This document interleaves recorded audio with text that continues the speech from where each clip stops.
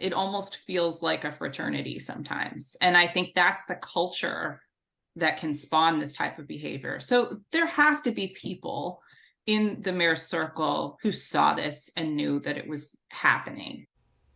Yeah, that finger pointing comes on the heels of a highly anticipated investigation into former D.C. Deputy Mayor John Falcicchio. The investigation reveals Falcicchio did sexually harass a female employee.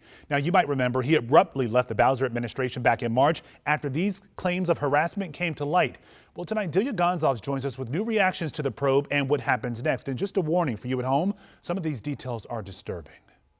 Critics question the timing of the report and now wonder who else in the Wilson building needs to be investigated. Suspicious. Councilmember Brianna Doe casting doubt on the timing of the internal report released on a holiday weekend. The mayor's office of legal counsel finding Mayor Bowser's former chief of staff and deputy mayor of planning and economic development, John Falcicchio, did sexually harass a staffer. There's some things I read about in that report that I truly hope MPD will take up. What concerns you the most in that report?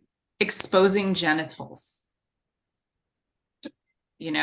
According to the report, for nearly 6 months between September and May 2022, Falcicchio made sexual advances, exposed himself, and sent thousands of sexually charged messages via Snapchat to the woman's cell phone, demanding sex and graphic videos.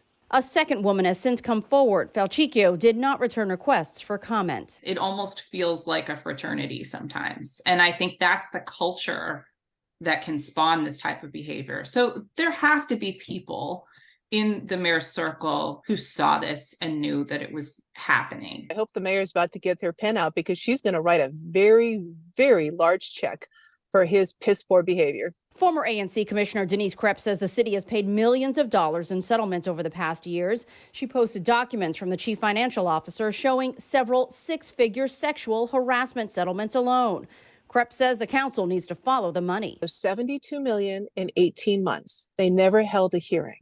I am worried about how deeply this goes into the Bowser operation.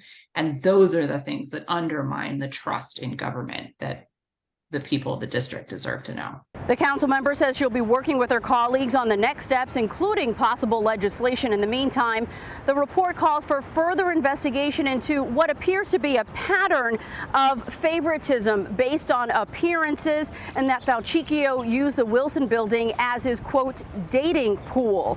I'm still waiting to hear back from the mayor. Outside the Wilson building, Delia Gonzalez, WUSA 9.